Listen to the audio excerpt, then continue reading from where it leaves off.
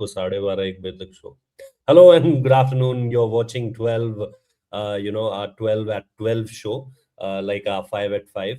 Uh, Today it's going to be really interesting as far as the podcast is concerned, where Mayanti Langer asked some very, pertinent questions as far as Virat Kohli is concerned, because there are a lot of things, you know, reported since the time when Virat Kohli said goodbye to Test cricket, and even before that, we were there in Australia.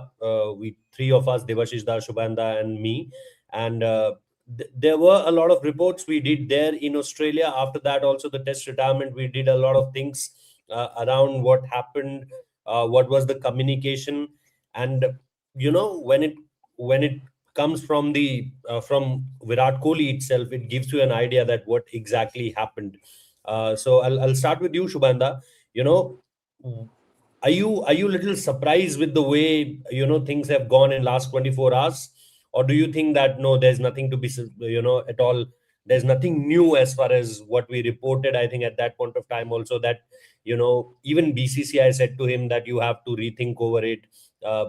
Even we all know that it was communicated to him that maybe a couple of games, or maybe one game, or maybe two games, and then we'll see that if things are going really well, then there is no doubt that you will play the whole England series. And if things doesn't go that way, it could be the tough call that we might have to drop you from the playing 11.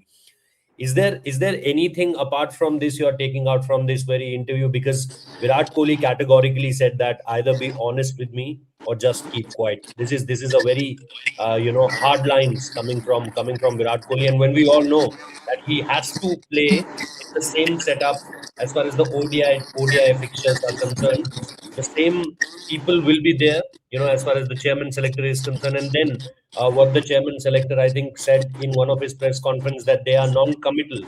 I think that non-committal word, the way Virat replied to that, I think that was pretty clear that he want to play ODI cricket because he want to play. The plan 27 was very much on. There was no doubt in his answer that there's anything which he's thinking at this point of time apart from the plan 27. So I think a lot of things from that interview, but I want to know first the test cricket thing, and then we'll obviously come to the plan 27 and the non-committal things. But what are the takeaways as far as this interview is concerned, Shubhanda? So many takeaways, although I have not listened to the entire podcast, but whatever bits and pieces I have read on social media platforms or on other articles, I think there are a lot of takeaways.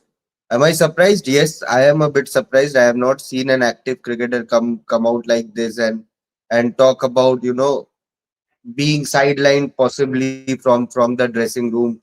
Uh, despite achieving so much, despite doing so much for Indian cricket and world cricket. When he retired from Test cricket, we did talk about if people have watched our Hindi or English live, we talked about uh, there were certain people within the ecosystem who told Virat Kohli about not not getting all five matches in that England Test series, and that is, I think, what irked Virat Kohli, what frustrated Virat Kohli. If someone is saying to Virat that what happened, that if you perform in two games, you will maintain your place in the 11. If you don't, then you might get dropped from the 11. We can't guarantee you a place in the 11 for all the five Test matches. That's what was communicated to Virat Kohli, and after achieving so much, after giving his blood, sweat, and tears, I don't think a caliber of Virat will accept that, and that is pretty normal. If I go to Al Nassr suddenly and say to Ronaldo that you are not going to play all the matches, he will become frustrated. That's pretty common after achieving so much. If I go to Inter Miami and say tell Lionel Messi that you are not going to play all the matches, he is bound to get frustrated. So it was pretty normal from, and we had talked about this also, that this could be a possible reason of Virat retiring from Test cricket, and ultimately what he told in the podcast yesterday, what he talked about in the podcast yesterday, clearly signals towards that he did not want to take comments like that, or he did not want to people asking questions about his place in the 11. That's it for sure. Apart from that, there were other takeaways. ODI World Cup, of course, people talk about him. Whether he wants to play 27 ODI World Cup. I even we were surprised when Agarkar came out in public and said they are non-committal because they were playing all the matches. They were practicing hard. They are available for selection. So where does this non-committal thing? Where did that non-committal thing come from? From that press conference. So uh, I'm not surprised Virat coming out and saying. And now after these statements, it will be pretty tough for anyone to uh, point out point out fingers on their places in the 11. Of course, runs and forms are different matter altogether. But in case they are scoring runs, which they are, it will be tough to, especially on Virat. I think it will be tough to point fingers on his place, at least in the ODI setup. Devashish, the thing which he said is my perspective is very clear. I feel I can add value to the environment I'm part of, and the environment feels it too. So it's a bilateral thing. Then I'll be there. But if I am made to feel that I have to prove my worth and value, I'm not in that space anymore. So maybe, he's not maybe, but directly he said that I don't want to prove anything, and which is very much correct at this point of time. What Shubhanda also said, that a player of his stature, be it any sport, like he gave example of Messi or Ronaldo, after doing so much for Indian cricket, after achieving so much as far as an individual or as a team sport also, after going through each and everything, if you are asking, and he also said that performance is never guaranteed, but one thing which I can assure you, that I'll put hard yards. You tell me to run 40 40 overs, one part of the boundary to the other part of the boundary, I'll happily do that. But if you are questioning my intent, or if you are want me to prove anything, I'm not in that headspace. So I think it's a very clear cut message that there is a plan in his mind that he want to play the 2027 World Cup.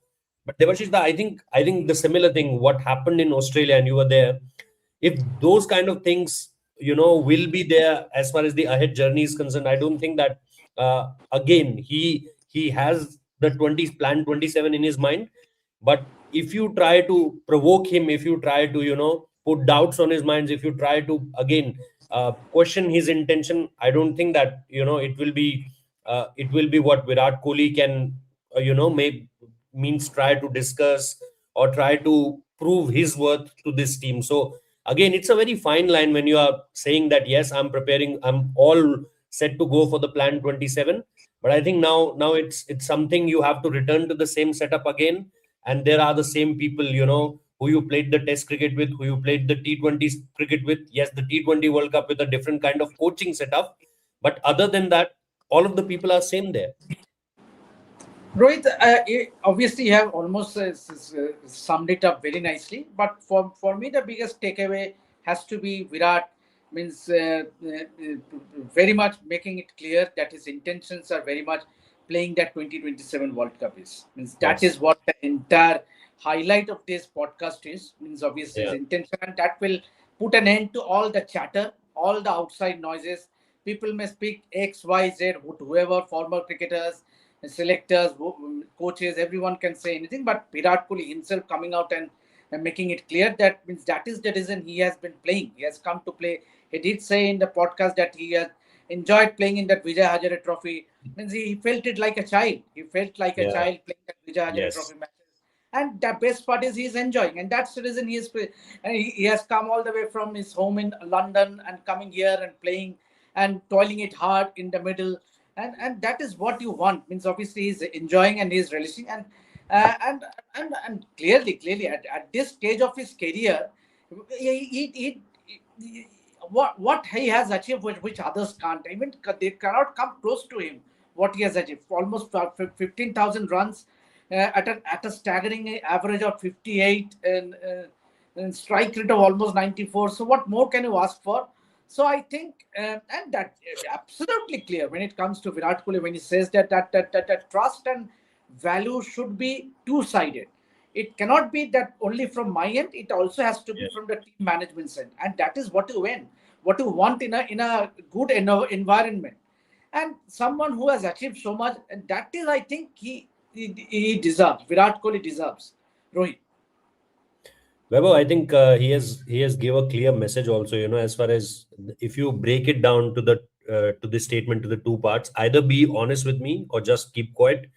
I think if you can break it in two parts, then there is a clear message.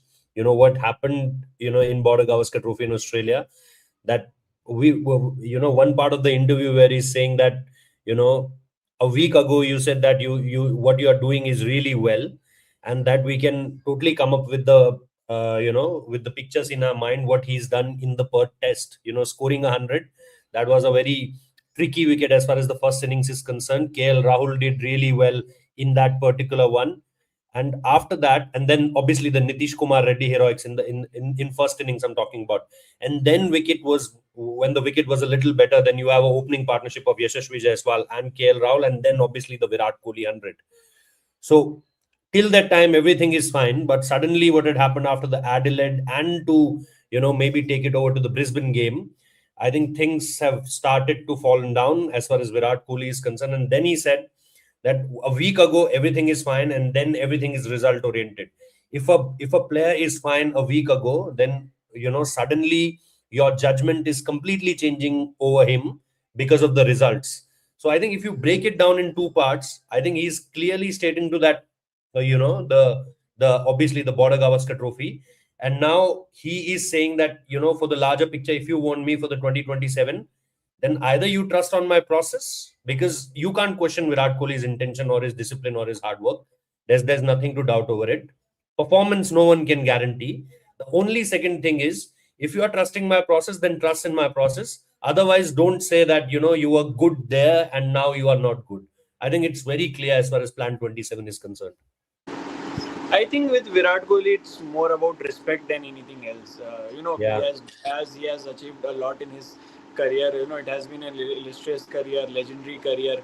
And when you talk about his Test retirement after the Australia tour, what he was asked to do was to play Ranji cricket, which he did. He went to play Ranji cricket for Delhi. He did turn up, and clearly he signaled, him and Rohit, they clearly signaled that they have that intention, they still have that hunger to play red ball cricket despite a failure in Australia tour. Obviously it was not a memorable series for both of, especially for Rohit. Virat did score 100, but for Rohit, it was a horrible tour, and that's why he didn't play the Sydney Test as well. But they were honest with themselves. You have to understand that when cricketers are honest, when they know that they are not doing well, they go back to the drawing board and start to do things in a right way. That's what they tried to do by playing Ranji cricket. Obviously, there also they didn't get the result, but things, I think, started to unravel before that Champions Trophy. That meeting happened. We discussed it a lot about that meeting happened, which before the Champions Trophy, where the future of the yeah, Test team was also discussed, and that at that time it was decided. It was not decided who will lead the team, but it was more about whether Rohit or Virat will continue or not. And then all of a sudden, Rohit announces his retirement, Virat announces his retirement. That happened. So I think with Virat Kohli, it's about respect. I think it's the same with Rohit. If they are not feeling enough, if they are feeling that there is not enough respect in the dressing room for them, I don't think they would be a part of that dressing room. So clearly, he has stated the same thing. I think with in regards to his Test retirement, I think he felt like now the value, like he mentioned in that podcast, if I'm not feeling valued enough in a dressing room, in an environment in which I'm playing, then obviously I'll not be a person who would like to be a part of that environment. So I think in Test team, if you look at the way Test team and ODI teams have been running, it is completely different to how a T20 setup is running. If you look at the way Surya Kumar Yadav and Gautam Gambhir have been doing things with the T20 team, same set mm, of team management, same set of personals in the coaching staff, they are doing wonders with the T20 team. Yet to lose a bilateral series, yet to lose a multinational yes, event, whether it's Asia Cup, T20. So team is gelling well in regards to the T20I squad. They are gelling well, but it is a completely different picture. You can say Shubman Gill is a new captain, with respect to the ODI team or Test team. So he is taking time, but I think more than Shubman Gill, it's the responsibility of the people who are above him. the team management to create an atmosphere like they have done with the T20I team, where players are feeling valued, they are feeling secured, and it's performance based. Like I have said this a lot of times, that what I like about Gautam Gambhir is he will have players who are performing, and if players are not performing, whoever it is, doesn't matter, the reputation, that player cannot play on the reputation, which something which I like as well. Yes, you have to trust your senior players as well, the ones who have done really well in the past. Like with Rohit Sharma, they did that in Champions Trophy. Before that, he was very inconsistent, but you know Rohit Sharma will perform at some point, and he did turn up in the final. So I think there is a fine line where that team management, have to be cautious with the senior players, the ones who have done, exceedingly well for the team in the past, and the environment that they have created in the T20 setup when it comes to the T20 format. I think the same environment they have to build in for the ODI squad, with the ODI squad and Test squad as well, and that's when you are going to get results. Otherwise, a second string, a third string New Zealand team will come to your home and they will defeat you. If the environment is not good and if the players are not gelling well, I think it's a clear sign, because it's beyond me. If a second string New Zealand team comes to India and they beat you, and the first string New Zealand team is not good enough to beat India, it's the same set of players, more so the same set of players, they beat New Zealand, the first string New Zealand team in their own condition. So I think it's about the environment, it's about the set of players. Virat has clearly stated. I think he couldn't have been more loud. Sometimes you say things without using the actual words. I think a lot is behind the bushes. It will not come in the public domain, and it Maybe shouldn't be. someday when But he, maybe someday when someone write on him, or when he allows to someone to write on him, or maybe a Netflix documentary or something from Amazon Prime. Maybe who knows? yeah, but the message is loud and clear that if there is no respect for Virat Kohli in a dressing room, he will not be a part of it. Even if he's performing, he will call it a day. He will bring curtain Sure. down on his career, because that's for any, not just for a cricketer or for a legendary player like Virat Kohli. I think for it is applicable for most of the human beings. They will keep the self-respect above anything else. I think but while just going by the different statements as far as this interview is concerned, I think one thing which is very clear, that at the very last it felt like he was unwanted. Means it's something that which in a dressing room with so much of young players around him, there is, we already talked about the transition, because Ashwin said it, that I'm retiring after the Brisbane test. Before that, we all knew that what had happened with, Cheteshwar Pujara, now retired. At that point of time, he was also, part of the, means not part of the test team, but he was not retired at that point of time. Similar thing with Ajinkya Rahane. I think he's still not retired. Ajinkya Rahane is still not retired, if I'm right. So three players already on the verge of getting, means Ashwin already out, Pujara, Rahane, we all knew that what the future holds for them. And in that time phase when Virat knew that this is the time of transition, I skipped Mohammad Shami's name. Shami is also one name where you can say that will the team go again for Shami or not? That's a completely different debate. So there were three or four players with this team who are going out of the team. The team was in transition, and at that point of time, if a player like Virat Kohli felt that he's not getting that kind of respect, or he has to prove his worth, I think that's the main reason which I can take away as far as this particular podcast is concerned. And the biggest question which I asked to each one of you is, again going back to that setup with a different format obviously on his mind. Me and Shumanda, when we were in Australia, in that ODI series, we observed a few of the things.